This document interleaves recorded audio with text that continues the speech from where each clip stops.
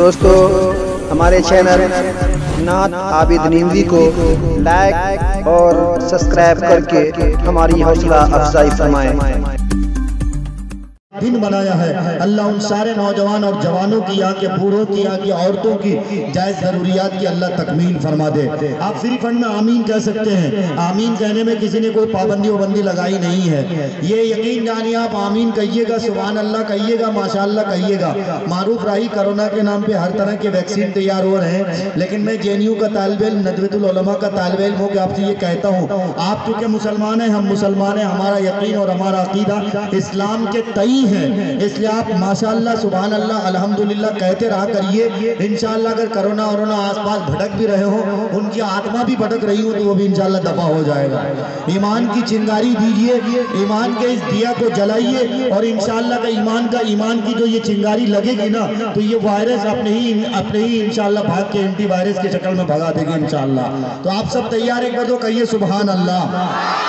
بس یہیں سے معروف راہی کو اجازت دیجئے، میں اپنی بات کی شروعات کرتا ہوں۔ میں ہمیشہ اپنا تعارف ایک قرآن کی ایک آیت ہے اُفِّل لَکُمَا، اسی سے مستعار میں اپنا تعارف کراتا ہوں۔ نہ کوئی ساتھ تھا میرا نہ کوئی ساتھ ہے میرے، نہ کوئی ساتھ تھا میرا نہ کوئی ساتھ ہے میرے، میں تنہا تھا میں تنہا ہوں، مجھے تنہا ہی رہنے دو، اور میری ذات بھی مٹی میری اوقات بھی مٹی، میں مٹی تھا میں مٹی ہوں، مجھے مٹی ہی رہنے دو، میں مٹی تھا میں مٹی ہوں، مجھے مٹی ہی رہنے دو۔ تجھی سے ابتدا ہر چیز کی منتہا تو ہے، ازل سے ابد بے ابتدا انتہا تو ہے، تو ہی اول تو ہی آخر تو ہی ظاہر تو ہی باطن، تجھی کو حمد زیبا ہے ہم سب کا خدا تو ہے، اور بقا تجھ کو فنا مجھ کو ثنا تیری زباں میری، بقا تجھ کو فنا مجھ کو ثنا تیری زباں میری، میں فانی بے بقا ہوں ذات باقی لا فنا تو ہے۔ اور مجھے حیرت ہے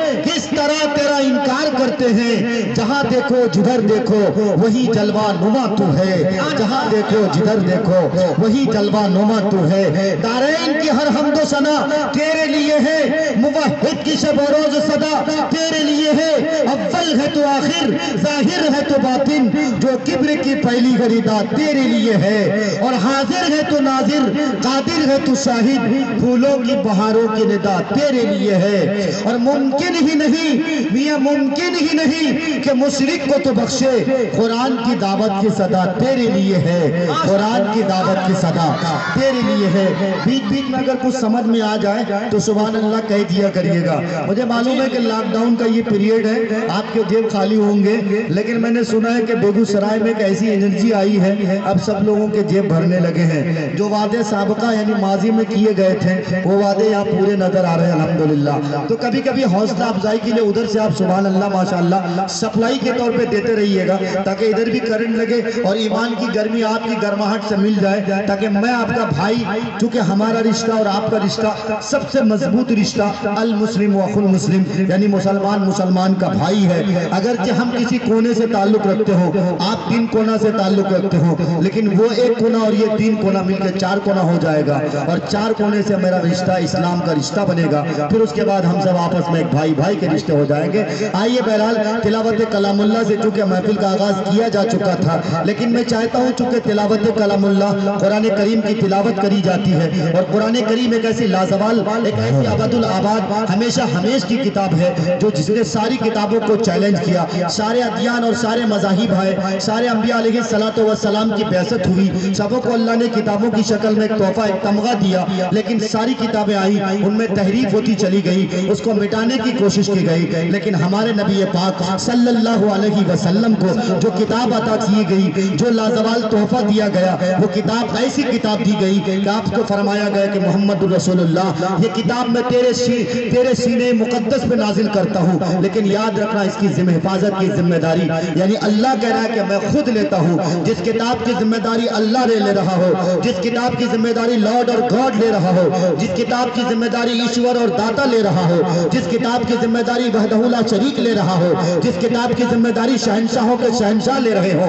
جس کتاب کی ذمہ داری حکم الحاکمین لے رہے ہو، جس کتاب کی ذمہ داری رب العالمین لے رہے ہو، اور وہ کتاب نازل رحمت للعالمین پر ہو رہی ہو، اس کتاب کے نازل کنندہ، اس کتاب کی جس پر نازل ہوئی ہو، یعنی محمد الرسول اللہ جو عالمی نبی ہیں، سارے نبیوں کے سردار ہیں۔ عیسیٰ علیہ السلام کے نزول بھی اس بات کے مقید پر ہونی ہے کہ عیسیٰ علیہ السلام نازل ہوں گے، لیکن اب بحیثیت نبی کے نہیں نازل ہوں گے، ان کو بھی محمد الرسول اللہ کی غلامی میں اتباع کرنا ہوگی، یعنی محمد الرسول اللہ کی امتی ان کو امتی میں اپنا نام شمار کرنا پڑے گا۔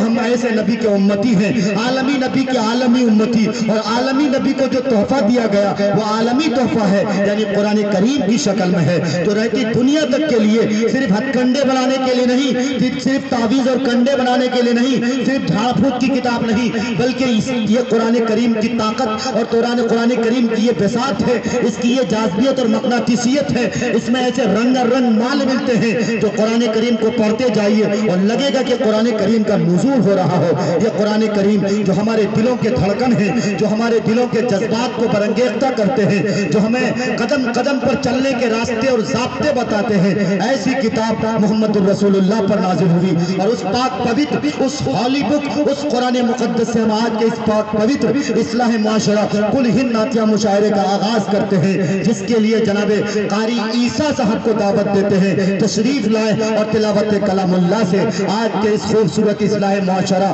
اور کل ہند نعتیہ مشاعرے کا آغاز کریں۔ جناب قاری عیسیٰ صاحب